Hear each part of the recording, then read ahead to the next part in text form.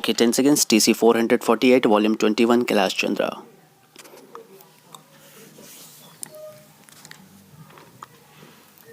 Start. In this connection, I would like to invite the attention of honorable members to a few elements in the situation, that is, the conditions which prevailed in the country during this period. They have to an extent influenced the rate of progress and also have been responsible for most of the difficulties or disappointments we have experienced. The first thing is, and that is important, what was the starting point? What was the stage of development reached?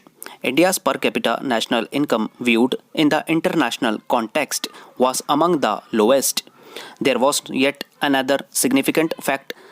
The national income was not only at a very low level, but also there was no evidence that this country was catching up with the increase in population. That is, the trend in regard to per capita national income was downwards.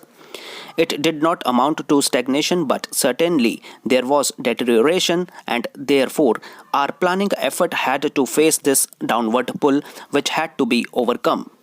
It took a number of years, the period of first plan and a part of the second plan, to achieve that.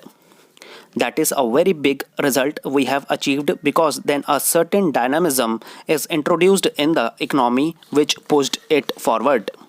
It will be recognized that among our handicaps, and there were many handicaps, was our lack of experience initially in tackling big tasks. We had to set up the rate of investment to the maximum extent possible. The administrative machinery was not geared to take up development work on a large scale. We had not enough trained personnel. There were shortages experienced in several fields. The difficulties were accentuated by the fact that the step up in the rate of investment was very rapid. Now we can say that some confidence that we have made big strides in preparing ourselves for a still bigger advance in the third 5-year plan. It is plain that India is an underdeveloped country, and what need is more investments and therefore more savings. A large majority of the people are not in a position to make any savings. That is a fact which has to be faced squarely. There is yet another factor which has a very important bearing on the pace of our progress. It is our democratic structure. I am convinced that democratic forces will become an ally of development. Sir, I was referring to the situation through which we have passed. It is fact that our people, who are a free people, are slowly awakening to the new developments in the country. There is a new consciousness about their needs and their rights. Therefore, they ask for more and the claims pile up. That is one side. On the other side, we have not got the methods to extract more and more out of their low current incomes for the purpose of investment. Therefore, that handicap does remain. But as I have indicated, I am sure that this handicap will diminish progressively, and in due course it will become a much greater positive force than it is today.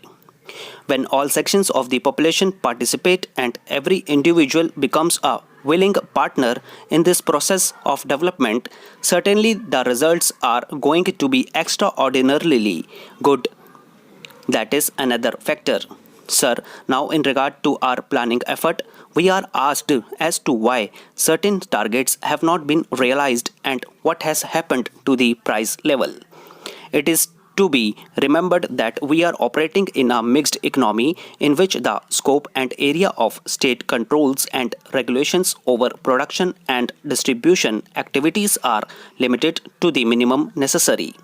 I believe we have been able to reconcile these factors to a considerable extent, but we are still confronted with the problems which arise therefrom.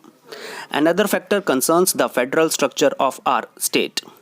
We are supposed to formulate and execute the plan at various levels, including the center, states, and local bodies. Again, I think it is not a disadvantage, but certainly in the coordination of the various processes of planning and development, certain difficulties do arise. One fact which I would like to bring to the notice of honorable members, which has a very important bearing on the course of progress in, is that we have set before ourselves several objectives, and these are competing objectives at least for the time being. Our main objective is that the tempo of development should increase to ensure better standard of living to the people. This is one objective. Another objective which we have placed before ourselves is that we should be able to maintain a certain rate of growth of the economy.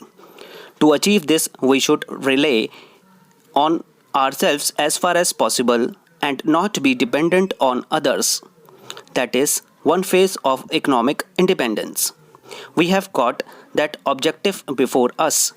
Then there is the third objective which we have set before ourselves, and that is a very important one for any community.